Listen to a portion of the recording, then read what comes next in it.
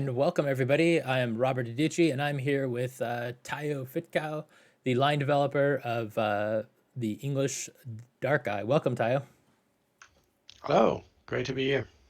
Yeah, so we're here to talk about Dark Eye for new GMs. So why don't you tell us a little bit about the Dark Eye, Tayo, for those who might be joining us that don't know a lot about it. So, The Dark Eye is Germany's largest fantasy role-playing game. Has been around for over 35 years now, and has been translated in 2016 into English, and is my favorite system for a long time now. I play it for over 30 years, and yeah, it's I always say it's a crunchy system, but with a very good flow at the table, and so I'm starting to pick up the role as a managing editor for the Dark Eye about a year ago, and now bringing out new content on a regular basis. I was running the Dark Eye on several conventions before um, to people here in the US, and yeah, I think it got a very good reception, and it would be great to have more people GMing it and daring to step away from the more known environments into something that they might have not experienced before. Nice. Yeah. So I'm on this because I don't have 30 years of experience with the Dark Eye, but I am a new GM for Dark Eye. I've run it a couple of times, and so I'm here to kind of give that aspect and to ask Tayo a bunch of questions that are obvious to him. Yeah, so I mean, when I started to run Dark Eye again, I took a long break from Dark Eye, and when I started to run the new fifth edition here in the US, I was pretty scared of it running myself because I had run it so long ago. I suddenly run it at conventions, and I definitely had more than one sleepless night preparing for those things. In the end, I think it was the best experience that I had. So I think it's a very rewarding to play these games that are. I had not. I had very few people who didn't go afterwards and say, "Well, I really want to try this again." I would love to say at this point, pick up the beginner's box and get started playing because I think it's phenomenal. It's out in German and we're actually working on getting into English. Um, but it's not out yet. So that's not the intro that we can really go with. So uh, I think going into the game, I asked the rules designer what would he give as a suggestion to new GMs, Hmm. and he said start without any focus rules. Focus rules are basically extended rules inside of the game set that makes it a little bit more deeper. That you can have a little bit more options in there. Um, Test with a low complexity adventure. There's a bunch of them out in English, Hmm. and then just start with the core rules and the almanac. Those are the base books that you basically need for all playing. These are also the only base books you need for all playing. Everything else is optional that you put on top of that. Every adventure module you can just play with these two books. And yeah, that I think that's a really good point of going into it in the beginning now, where we don't have the beginner's box out there yet. Um, One of the things when you pick up as a new GM, I think one of the things is that a lot of people struggle with when they have new people is how do I create the characters? And I know, Robert, you actually struggled with that quite a bit, Yeah. and you were not. It was not easy for you to generate the characters for your group that you were doing. How did you solve that? What did you use to solve that problem for you a little bit? So there's the Optilith character generator, which is you can get on the Scriptorium Aventuris, and that's a great app. I think it's free, and then there's also the Dark Aid. I heard about that one, although I didn't get a chance to look at that. Um, and so that's kind of what I did because yeah, it's a point based system, and so there's a lot of math that goes into point based systems, and so that's what I used to create my first character. And I think I made a mistake because I hadn't played the game before I made the character, and so I was kind of going in blind. I really didn't know what my choices meant And so I just kind of made choices and went with it. Although I did have a lot of great folks in the chat that were kind of helping me out and walking me through different details, and so that was nice. But I would say if you're going to play, use maybe use the archetypes for the first game, especially for new players and new GMs. So that way, that's kind of like one less thing you have to worry about. Make the characters, understand what everything does. Then when you actually go to make your characters, you can be a lot more confident in those decisions. Yeah, especially at conventions. Oh, for sure. I have a lot of questions around how do I generate the characters because they look at it and they see the 60, 70 skills that you have in it. The Right. Daka is a very skill-based system. And you basically see them as, well, I have this many points left and I have no clue what should I do with them. Hmm. And I always tell the people the archetypes from the core rules. That's the ones that I always run my introductory adventures on the conventions with. They are pretty good. They are pretty diverse. They have something from every area. People are actually very happy with what kind of things are all in the core rule books. Hmm. It's a very broad selection. And I even say run 3 to 5 sessions with them, similar to what you do in Pathfinder Society or Starfinder, where you basically play this with the stock characters at the beginning. And then when you reach a specific level in them, you take everything that you did with that character and put it over to your real character at the end. You Hmm. basically retcon it and go back to that. And I think that works pretty well because by then you have understood how the systems work, what are the things that you want to put your focus on. The Dark Eye is, as you said, a point-buy system. It gives you all the freedom in the world. Every profession, everything that you have in there is just a compilation of things that you can buy because it basically is just the cost for a package is the same as the cost of the single items in it. So you have absolute freedom in what you're going there, and absolute freedom is always a problem for people to say they are stunned because of the possibilities, and they are not really that's basic, especially when you have not experience with the game, Yeah. and the game plays very different to most of the other fantasy RPGs that are out there. Hmm. It has a different feel and a different focus on things. For sure. Um, and the other thing that I notice is the Dark Eye uses a 3D20 system for their skill rules. Skill Hmm. rules are basically used for skills, for spells, and for liturgies, for basically the spells of the priests. Hmm. Um, and rolling 3d20 is for some reason, well, most likely the reason because everyone only rolled 1d20 before, is for most people kind of scary. Say, oh, that's complicated because I need to look at 3 different dice and analyze them and so on. And there are a couple of rules. When you look through the core rules, they talk about different colors for different attributes and so on. Never do that. That's something I don't know. I was not involved at that point, but it's basically that is something that I saw one person do, and it's really cumbersome for the person itself because it Yeah. gets really. I always say have 3 different colored dice, make them something like light to dark, make them specific colors like RGB, red, green, blue, or some other thing that you can remember, and then always have that order because every skill has 3 attributes assigned. And roll them always. And the next step is I tell them all of your characters that you have here most likely have an attribute value of 10 at minimum. There are some who have a 9 and something, but most likely it's a 10. Hmm. So and you always have to roll under or on the value. So you have the same value or under. So it's a little bit different. 1 is a critical success, 20 is a critical failure. Other thing I say, the dice that are not working for D&D, those are the dice you bring to the Dark Eye table because Right. they will roll your critical successes. So you only look at die, after you roll, you only look at dice that are below 10, that are above 10. So because everything else you most likely made and it's not interesting for the resolution of the roll. Hmm. So you only start to look when you have everything below 10, you know you made it. Then the next thing you only need to look is how much points do you have in that skill.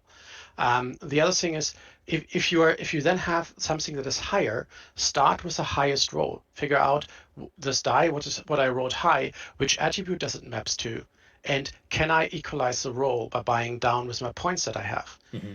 If I'm if I'm already failing there, I can stop at that point, and you have resolved it that you failed. But from there, I can basically go back, and so those steps are making the rules at the table much faster. I mean, we're working on a virtual tabletop implementation, especially now in the Corona times, that will help a lot. Hmm. There is something on Roll20. There's a pretty good character sheet that actually does the resolution for you and Hmm. basically tells you what you have.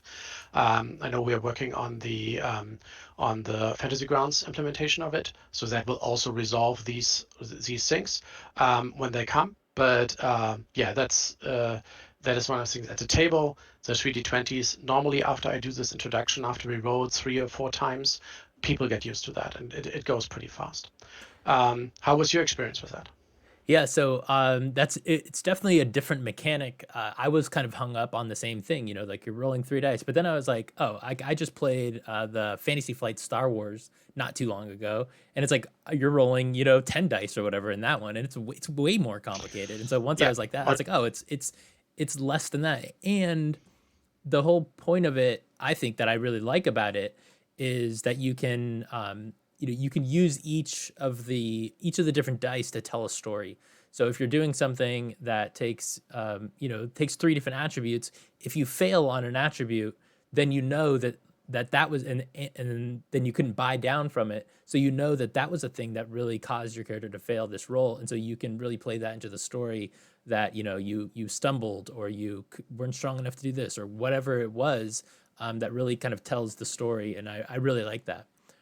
The one thing that was different than other games, I don't think I've ever run into a mechanic where like you can buy down your role basically, and so that was something that just took a minute to kind of reorient myself because that was a completely new mechanic. But once you kind of figure it out, then it's easy. Yeah, I think the buy down mechanic, especially when I describe it to people at our booth or something, and basically tell them, well, it's basically when you have a very high skill rank in something, skill rating in something, then you can equalize low rolls and make something average, but you can also make something really good. If you don't have a high skill rating, you might make it, but you will not make something good out of it, and that is a very nice, it has a good feel to it for me, Hmm. to basically use this quality levels. And this is also something that's new in the Dark Eye 5th edition, that they have these quality levels there.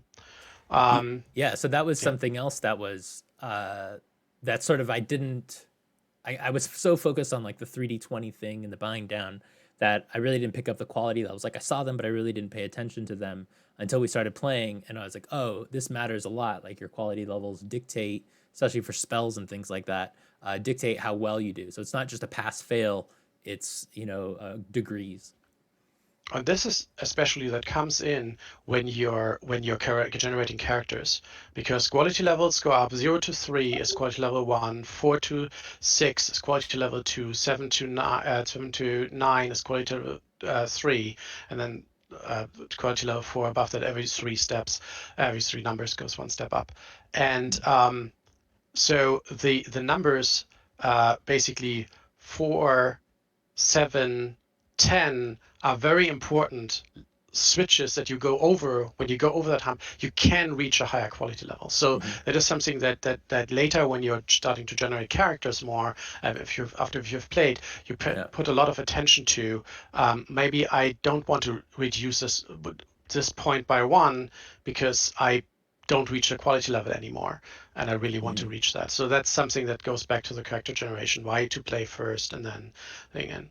So especially when I'm starting up, another thing that comes into attack, so that the combat system has attack and parry, that is weird for a lot of people.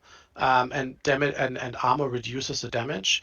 That is because normally you have armor class and you hit harder. It's harder to hit if you have a higher armor class or something. That a lot of systems are like that. The attack parry system, I really like it. It has a lot of the feel of a cloak and dagger system, and we also, earlier in earlier editions, we also tended to play less with we have an initiative order, but we normally were handling combats, and that's something also that I see suggested sometimes for the current edition, to handle an engagement basically the full round for the engagement for that specific fight in this one turn. So basically you have an initiative. Normally at the initiative order, one person attacks, the other person can parry, and then the other one gets, when his initiative order is, they will be able to attack and then parry. But what people often do is they attack, parry the other side, and then the other side attacks and parries, and then it goes on in the initiative order. So basically you have this little compartmentalized fights that are a little bit more together, and they feel a little bit more the back and forth of a sword fight. Mm. And that is something that is definitely something that you can do if it's not too complicated with too many people that are involved, and possibly people who jump over in initiative order and so on. There are specific things where it gets a little bit dark. That's basically how you need to gauge it as the GM. Hmm. But it feels to a nice flow in that point. But attack and parry, normally the people get pretty fast, Yeah. and damage rolls. There's another thing that I always wanted to say is, in the Dark Eye, D20 wants to roll low, D6 wants to roll high. Hmm. So this general rule in there that there's very few things where it's not the case, but it's basically, um, eh, that is in general you can say that. Hmm. And so the other thing that people are getting who get more complicated, especially as a GM when you have to deal with several NPCs, is conditions.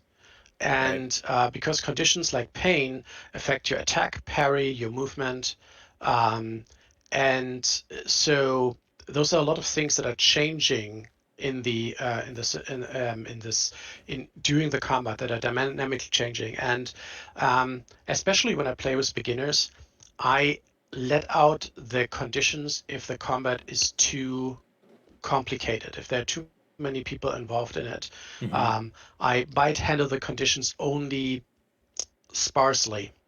Um, I would tell them about it. I would possibly handle it if the situation allows it.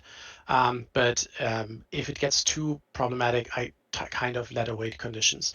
The conditions have another effect. They basically create a death spiral. So as soon as you're getting into Right. pain levels, you're harder to parry. Your parry values are anyway low. Hmm. You get hit more often, and you basically take more damage. So Yeah. that is something that I actually played for the first 1.5 years. I played it wrong because I didn't know that the condition would affect attack and parry. Mm. I read it wrong and basically played it wrong. So, but in the end, it sometimes makes it easier. The other thing is I often forget to reduce the protection level Hmm. from the things that my NPCs take. The players always think about them. That's not a problem. But me as an JM, I often forget the protection levels. So they die a little bit faster. Yeah, okay. I don't really care about that much about it. But if people get really too it gets too easy to them, I will remember them. I can be pretty sure of that. Yeah. So Um, I think I was a little bit spoiled in that my introduction to playing, my first GMing was online, and so there I used Fantasy Grounds, and there's a free extension for that, and it's not 100%. You know, it's a fan made extension. We're having professionals work on that now, and so that'll be coming out at some point. But even though it was the free fan extension, and it was still good, and it did a lot of that math. It like did the biggest thing that I think would be a lot of math or just a lot of maybe overhead thinking about is like the pain levels, like you're talking about. You know, you can go into spirals um, from getting a lot of pain, but I didn't really have to think about it because the Fantasy Grounds kind of did it automatically, which was really nice. Um, but I think that's talking about the conditions. Conditions are um, is that what they're called? Conditions? I was yes, thinking, okay, conditions. conditions. Yeah, Conditions are the different levels, and then there are yeah, states that you can have. right, right. Yeah, I think the conditions are great. I really love them, and they give a different. They make So I always said at conventions. So when they ask me, so how does it play? How does combat play? And so I say, combat is not more deadly than it is in D&D, and which conditions it actually is, but it is definitely has a lasting longer effect. If you get hurt, it takes a long time until you can heal up, Hmm. because healing is for the mage is a one-to-one point conversion between astral energy and life points. And so it is much longer. It takes much longer to convert these things, and it's only 1d6. I always say it's only 1d6 recovery per night. If the mage needs to recover it because he heals you, or if you're going to recover it because your life points are there, they both need to recover. Right. And 1d6 plus 4 is an average sword hit. So you get hit by 4 points of damage. Well, but you get hit by 7 points of damage on average. Um, you have a lesser armor on average, so you get hit by 4 points of damage. It's more than 1d6 on average that you recover per night. So that is something that is very, very different, gives a very different feel. When you have the conditions in addition to that, um, you think about things much, much more and try to find different solutions. Hmm. That gives the drive to a very different game in my experience around these. Um, and it's definitely not a heroic game. It is, you can play hero, you're playing heroes in there, but the characters don't feel that as powerful as you can get as you're feeling in other games. Yeah, One I other think thing, yeah, the sorry, go ahead. to just to talk about like the the conditions and just the those various sort of details, those small details, like for like resting, for example, you're talking about healing. So resting was something that I was used to, like D&D, where you just rest and you're back. Well, like you said, it's not very much. Plus, like your equipment really matters, which I think is cool. And I also learned that while playing Book of Heroes. So like yeah, there's very little healing, outside of resting, and so you have to rest, at least in that game. You have to rest a lot, and so yeah, just the it definitely plays differently than other fantasy role playing games. It's much, it's not necessarily. I don't think I'd call it grittier, but it's not as heroic, and it takes a little bit longer to do things, because combat So matters. So one of the things, and I forgot it with the 3D20s, one of the things that helped me as a GM a lot is there's a page, and sadly it's only in German, but it has very little text on it. And Robert, I sent the link to you, so if you can put it into the chat. Um, that is a page that gives you the statistics around the 3D20 roll. Hmm. And it's nice to play around with that to see what kind of attribute levels and what kind of skill ratings, and what kind of modifiers, bonuses, or penalties on the rolls, what quality levels you are able to get. And one thing that I want to say is the Dark Eye system is definitely, I really like it, but it is broken at higher attribute levels. So if you get to higher attribute levels above 14, 15 in your attributes, the system is very weighted towards a very high level of qualities. Mm-hmm. So there is, yeah, it works the best up at until 14. If not everything is 14, even 14 is already pretty high, but it works best in the mid level there. And else you will need to have any challenge. You have to put a lot of penalties on the rolls at some point when the people get too high in the attribute values. Mm. So one thing that we actually started to do in my group is we changed the points that it costs to increase attributes. We Mm. basically doubled them. They are still high. They are already high, but we basically doubled it and basically said, if you really want to do your attribute higher, you can do it, but it costs you lots of points. And that is something that I think is yeah, that at some point the checks will get, basically if you're 15 in everything and you have a 5 or something in a skill, you have 92% chance or something like that to make the roll. So Wow. it's basically there are specific things where it basically breaks down a little bit. And that's where yeah, it works very well in general, but there are specific things. The math is not really easy around it, so having this graphical representation really helped me to understand how do I shape the roads so that I like to have the results that are there, give it a Mm-hmm. good feel for the players as well. That's So this is a little bit more in-depth site. So it's in German, but if you have Google Translate run it over at one time, then you basically can see what is in there, and then you can change it in the things, and basically get through it. Another thing that I was always that people ask me is about the cards. So the Daka has a lot of cards that we offer for the different products. And I'm a big fan of the bestiary cards. I'm a big fan of the NPC cards. And I'm a big fan of the other cards in PDF form. mm-hmm. Because what I do is, and other people use their cards for that as well. They use basically the trading card 3x3s, 3 ring binder sheets, Hmm. where I basically do that with the PDFs. I do 3x3 of the cards because you can just select them and then put them together in one document and print them 3x3.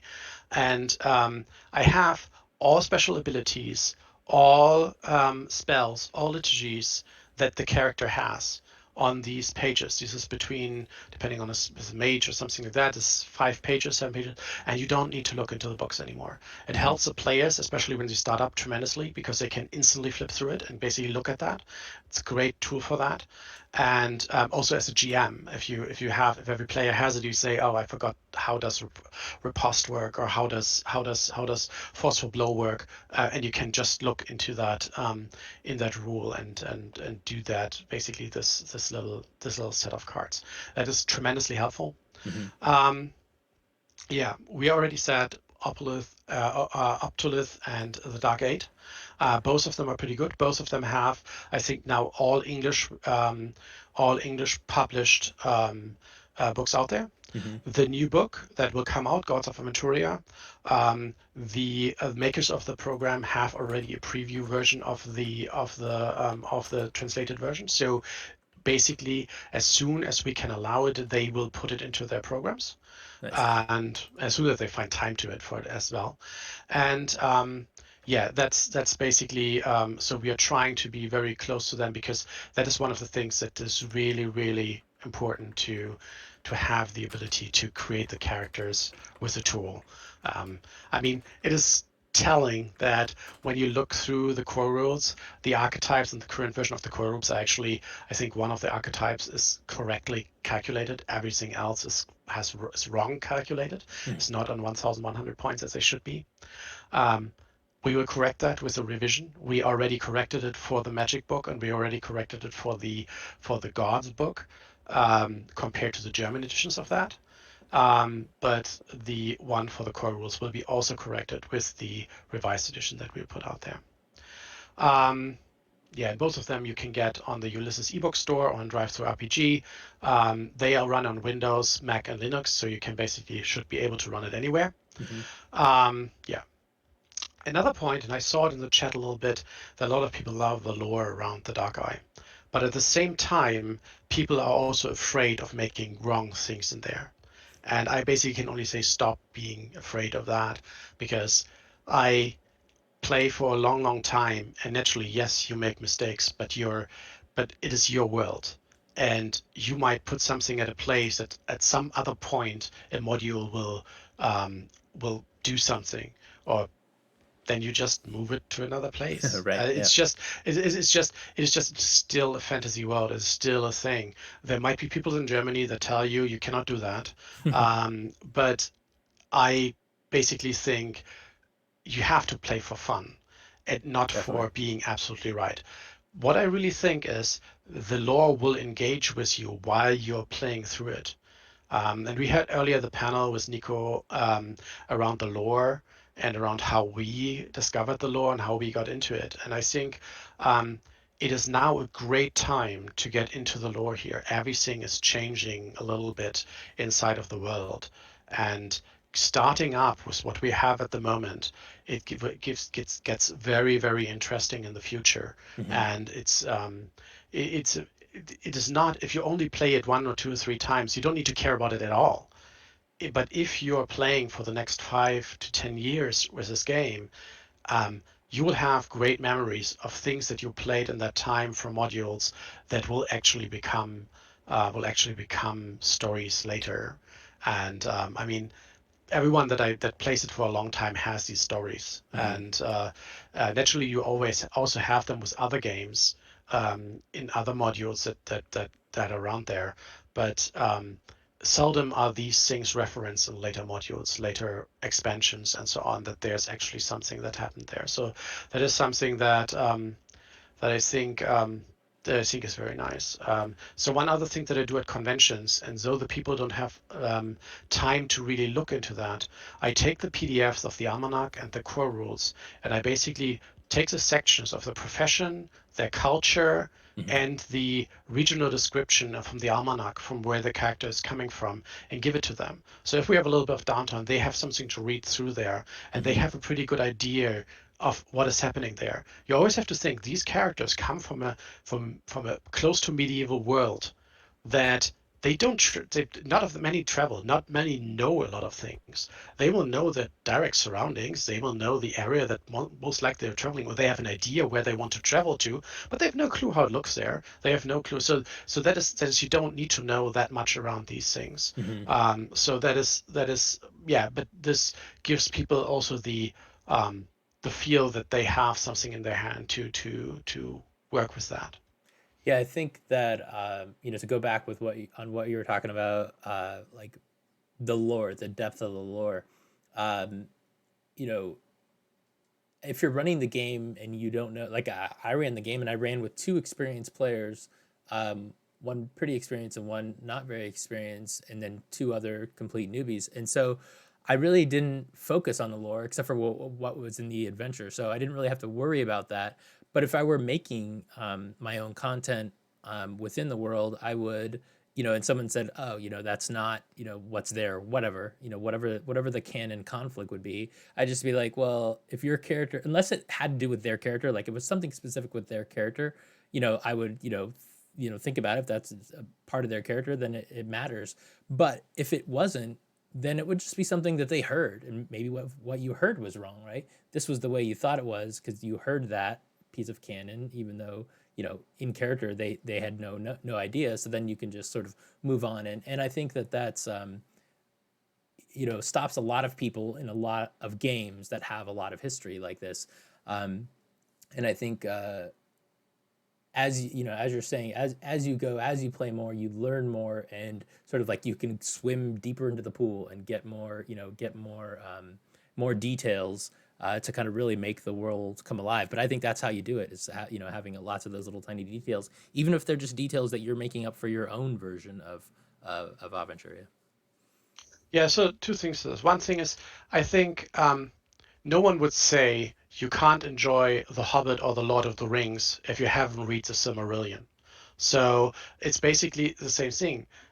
You don't Right. need to know the world to really enjoy it. And the modules are doing a pretty good job in giving all the relevant information about what is happening there, the backgrounds around that, and so on. And Mm-hmm. that is a great thing about having this deep history, is that they are able to write this very consistently across these modules, because it is basically the information is there, and there are some people who actually know it, Mm-hmm. and they are writing these modules and writing these settings that are so deep in it that they are that it takes them a long time to do that, but they do the work. They refine the information for you to give you that specific thing.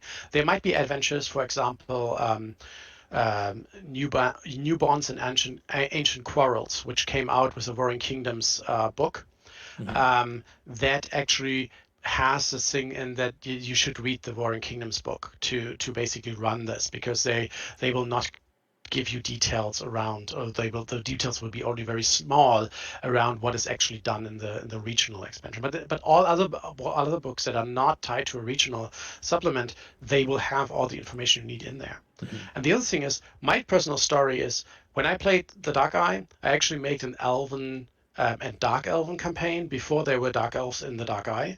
That was far long ago, and it was wonderful. I took things that were in there, and then I just put stuff somewhere where I think they will not go. And well, by now people go there, and actually they did something very similar to what I had my ideas, but that was totally independent from that, and it still feels pretty cool that it happened that way.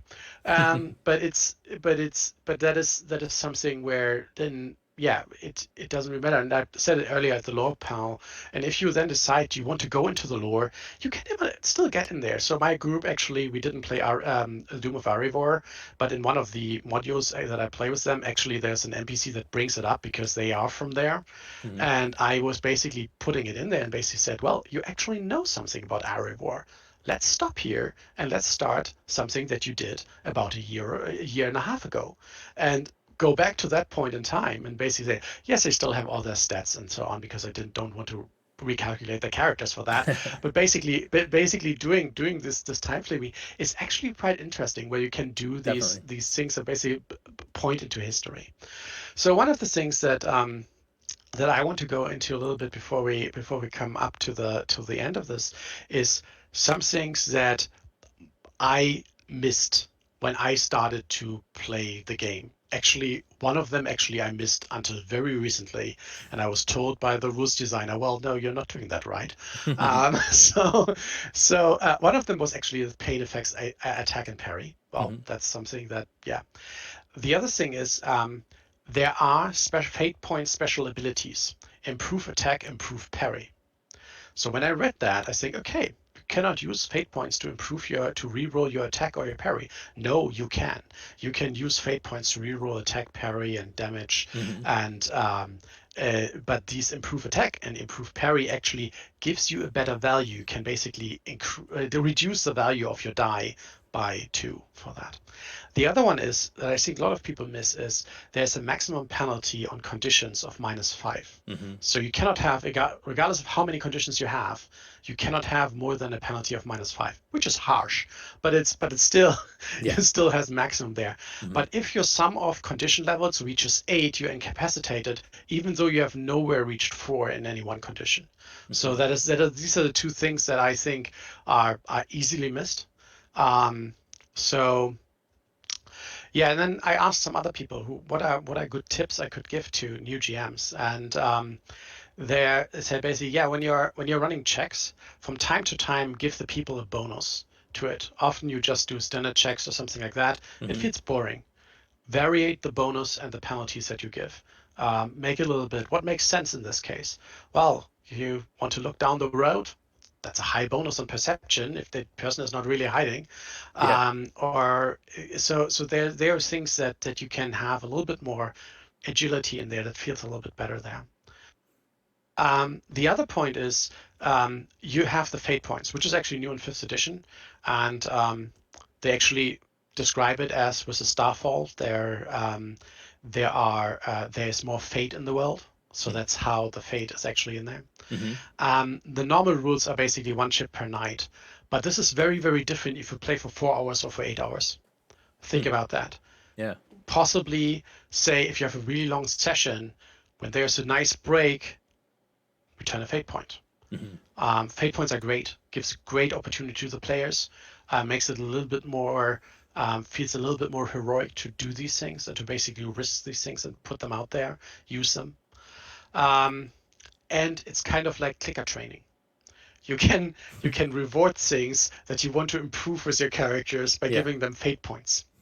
There was actually in the talk panel, they didn't say clicker training, but basically they said they wouldn't in talk they wouldn't give out possibilities because of bad puns they do at the table Right. because that rewards something wrong. But it's basically a clicker training. Here you did something great. Here get a chip. Yeah. Yeah. So that's something, and people just love the chips. Hmm. This little poker chips. For sure. People just love them at the table. Um, in the Dark Eye, it is not a big problem to have multiple people attack one character because you can parry multiple times. Hmm. Well, you still have a malus to the parry of it, but it is possible to stand in this thing, especially with a little bit higher skilled warrior types that have used shields or something like that. They can parry quite well. So while the Dark Eye is not a good game for mass fights, because it will take very, very long to go through that. Hmm. Having more attackers than they are defender than the group has is can actually be very interesting. So that is something you can do that. Another thing is use the skills. use small skills. Look at the skills that the players have, where they have high skills and maybe not in the main ones. Where can they be used? Give the players ideas how to use the skills. Do not let the player always come to you and say, "Well, can I use the skill?" or something like that. They will still come with that, but bring it in to also leverage the characters that maybe are not the fighters, that are not the people who are normally in a role-playing game the frontline characters. So yeah, um, and the other thing is start with an appropriate experience level. Don't try to just start on the lowest level and then I will level up. Yeah. That's a different type of game. 1100 is a pretty good level to start at. Hmm. If you go too high, especially power gamers will optimize their characters to a specific point that specific things will be so easy for them, but in other points they basically fail tremendously because they didn't understand the game. If they understand the game, they might build a pretty well-rounded, pretty powerful character. But Hmm. um, especially when they start up, they might suddenly stand in front of problems that they are not able to solve because they just didn't like to have these mm, more not really meager skills that are not really important in a lot of things. They're more flavor skills or something like Right. that. And Hmm. suddenly you think, well, actually they are needed in this case or something like Yeah. that. So um, that is one of the example is treat soul. Treat soul is something that is very seldom needed, but I Hmm. actually like to use it in some of my adventures. Yeah, that's cool. If there are characters in there that actually can use that, and at a convention I actually ran that, and they actually the character itself, the one of the players came to us and said, "Well, can I use this with it?" And it was a great experience because they solved a problem that they could have also solved in a different and more not a fight, but basically a more conflicting way. They solved it in a very nice way. So yeah.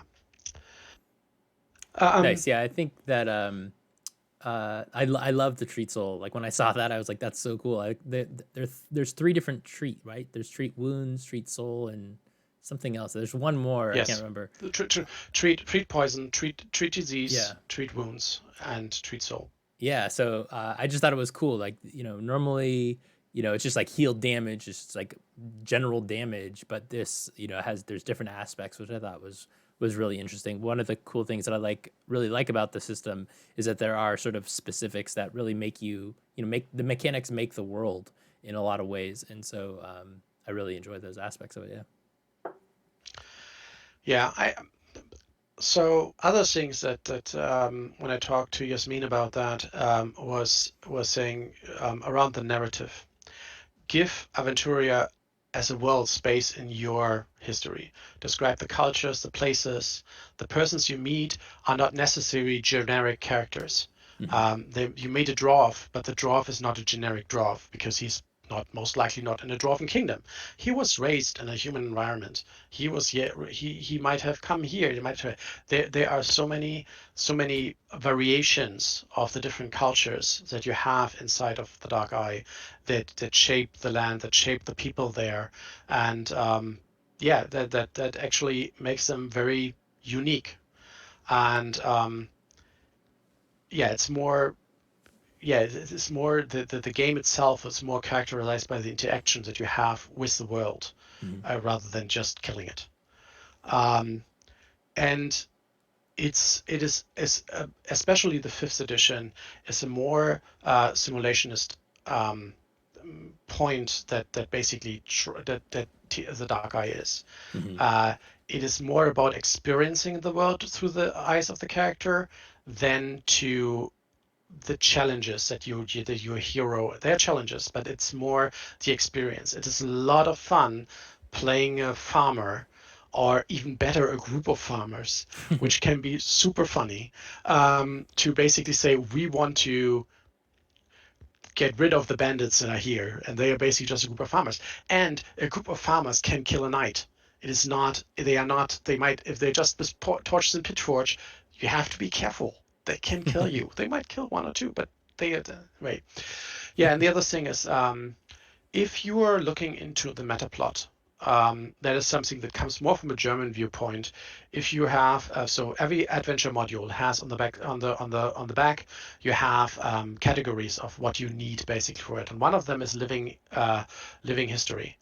If it has a high living history value, be aware that if you don't want to, if you want to do things differently in there, you might have in the future things that you need to change in what happens there. That because you're basically playing inside of a focus point of the history. Hmm. If it has a low value, you don't care. That's basically. But if you have a line, your group needs to be aware of, or you need to be aware of that. But as I said at the beginning, mm, it's Right. more like, yeah, you shape your world, and Hmm. so yeah, So I looking think, back, yeah. let's look back here. We've only got about 5 more minutes left, and Brooding Paladin has asked a few questions, and it sounds like they're coming from, it sounds like they said they were coming from Pathfinder, and so they had a question about converting monsters or creating new monsters and how you do that. But that sort of brings the question, which they also asked, I think, somewhere in there. But basically, it seems like to me, the Dark Eye, there's not quite as many like monsters. It's not as hack and slash like D&D is, and so what do you think about that? What are most enemies? It seems like they're mostly other humanoids, right? Yes. So the Daga itself, yes, you have the monsters, but they are much my vision of the world. I mean, your vision can look differently. Is has much less monsters, has much more also engagement with animals that you just have their normal behaviors. Mm-hmm. So I love to run the quick start adventure at conventions. I do it a little bit more extended, and there's a boar attack because I tell them before it's late spring. People, there might be little boar piglets or whatever they're called around. So Mm-hmm. they might be aggressive there, and the NPCs will tell them that they need to be careful around that. But that is more the thing. Um, Orcs and goblins, they are not really monsters in my point of view. They're just different cultures Right. that are basically the orc brigand or a human brigand. Not much difference there.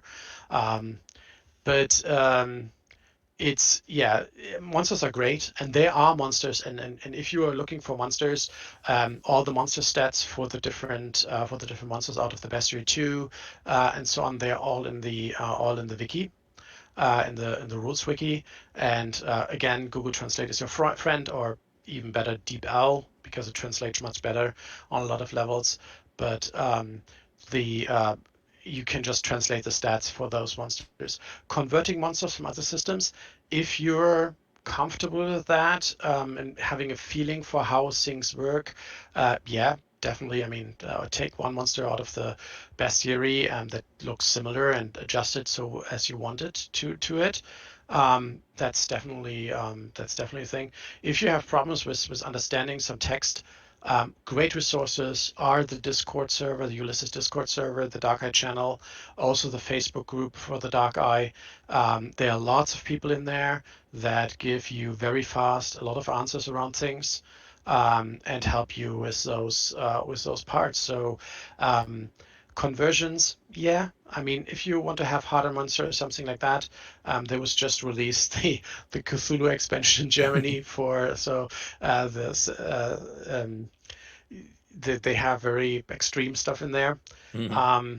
But it's not a canon book. It's basically just they put the It's just for fun. Sandy what's her name? I have Sandy, the Cthulhu mythos books that are out for the fifth edition and so on. They also translated it to the Dark Eye in German. So, but yeah, I would say that's the best thing. I mean, we will try to bring out the Bestiary 2 soon. Mm-hmm. That's all I can say to that. So that will give you a lot more things there. But humans, orcs, goblins, they are very versatile opponents, and they are much more frequent than monsters. And if you plug in the monsters at the right positions, you have a pretty good feeling for that. I mean, suddenly it gets very scary. I mean, um, uh, meeting a Tatzelworm. even a small one, is an Mhm. experience for people. And it's not just at every second corner there's a treat rake or something.